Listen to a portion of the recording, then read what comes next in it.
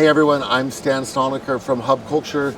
We're in Sharm el-Sheikh, COP27, on the sidelines of the World Climate Summit, all about investment here. Joining me is Jens Nielsen, who's the founder of the World Climate Foundation, which hosts the summit.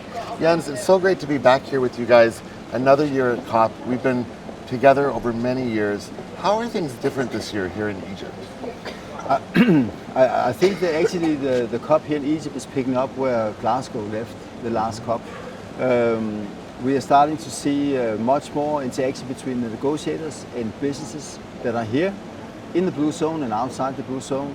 We see a lot more different ideas on how to create solutions to solve the climate change. And well, your summit is very much about bringing business to COP and to the conversation. You have many companies, over 2,000 registered guests and 1,000 people here right now. How are you finding these business conversations centering? I've seen a lot of talk about regeneration this year, sort of this move onward from sustainability. What are the things that your delegates are talking about? So first of all, I totally follow what you're saying. So we can see the appearance of a deeper understanding about the relationship between climate, biodiversity, and nature in general, and how mankind deals with nature.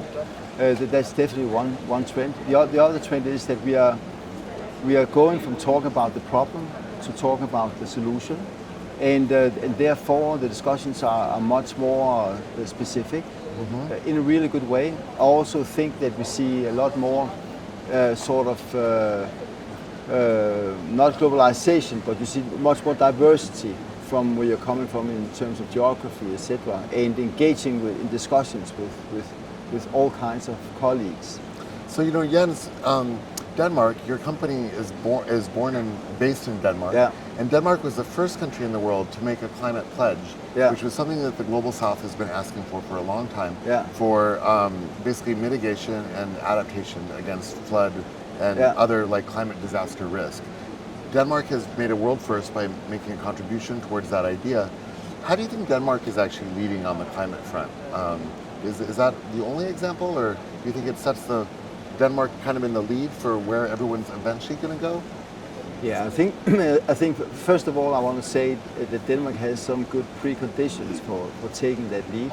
But Denmark has an ambition to be a global green superpower, despite the fact that Denmark is only a small nation state in international political terms. Okay. Yeah, and so Denmark is trying to position itself as a clear leader, and is willing to take the risk and also to take the commitment. So Denmark is the first country with a climate law that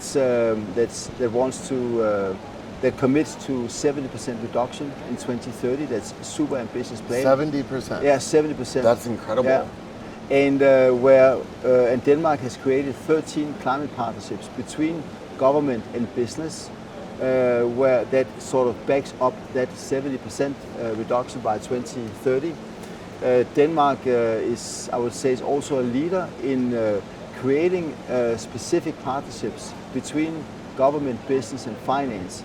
And one of the things that we are working with in collaboration with the government is actually to get the financial sector to commit to invest in climate. And we've been lucky to have the Nordic pension funds commit $130 billion to invest in climate before 2030, given the right framework conditions. So that's where you get the public or the government and the regulators into the play. So it's that duality that Denmark is getting really good at playing with.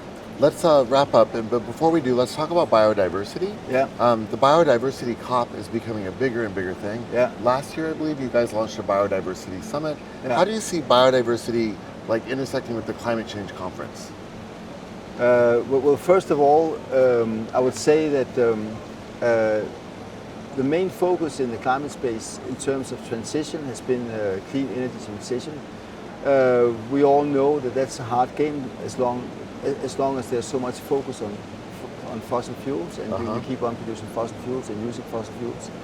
That we see an increased focus on nature-based solutions, and I think it's around 30% of the Paris Agreement you could solve, or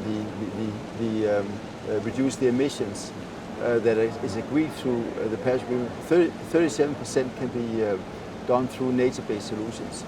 And in nature-based solutions, there's a number of co-benefits with biodiversity. So a lot of the nature-based solutions you use to reduce carbon emissions will also give you increased biodiversity. So they go hand in hand. Yes.